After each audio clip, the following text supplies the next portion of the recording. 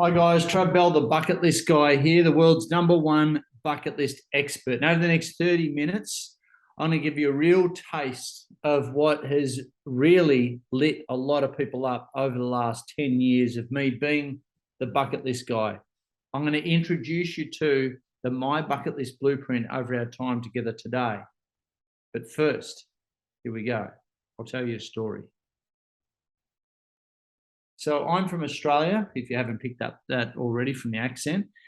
Now, to one day I found myself in a light aircraft, and our mission was to land at a sand airstrip in Tasmania, which is the bottom island off the coast of Australia, the southern part of Australia. Now, when I say, Dad, not a man of emotion. Fitter and turner by trade, and me, serial entrepreneur. I've never had a job in my life. I've always worked for myself. So we just had different language, if you know what I mean. You may or may not be able to recognize that, maybe in your own life. We found ourselves in this plane. It was Dad, his two best mates, and myself. And this is about 12 years ago, in the time of this recording. So the website said pack 8 to 15 days worth of food. And our mission was to get dropped off at the start of the South Coast Track. Now, the South Coast Track is a big hike in southern Australia, in Tasmania, where our mission was to get to a place called Cockle Creek. Now, Cockle Creek is the southernmost town in Australia.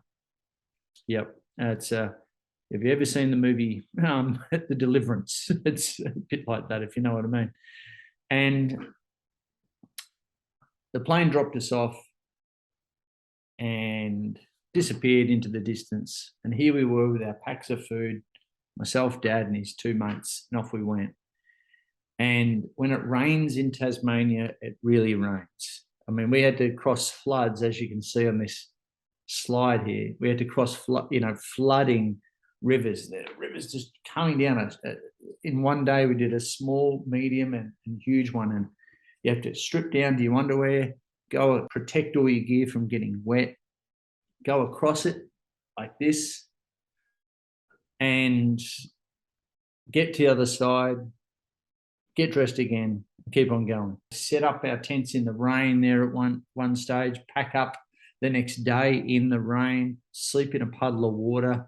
I remember one night it was literally sleeping bag with a garbage bag over the sleeping bag on the top and on the bottom of the sleeping bag.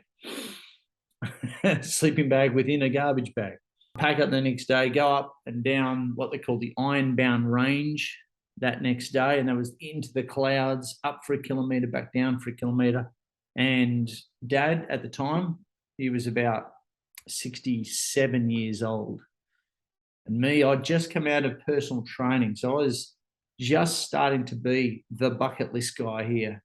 So prior to that, I was the founder franchisor of a chain of personal fitness training studios. And I was always in fitness. So this was a little bit of a fitness adventure. So I'd rush from campsite to campsite and go ahead of everyone. But Dad would just sort of dawdle along. We come up and down this Ironbound Range, and we nearly lost him that night. He was last into camp. In fact, I was first into camp after going up and down. And when you come down the Ironbound Range, which is the point of the Tasmanian island, when you come down, it was really gnarly routes at nighttime, and you could easily break a leg, get yourself into trouble. I got back to camp, and his two mates got back to camp, and then I went, oh my God, Dad's not coming. He's not here. Where is he? He's stuck up the mountain. And I thought, oh, we're going to have to do a rescue mission here. So put on my head torch, grab a backpack worth of, some food, and up I went back up the Ironbound Range to basically go and rescue him, whether he's, had a heart attack, don't know, broken his leg, get bitten by a snake, whatever. I went up for about an hour, and then I got to him, show him a torch in his face, and he, Dad, mate, what are you doing? He said, what are you doing here?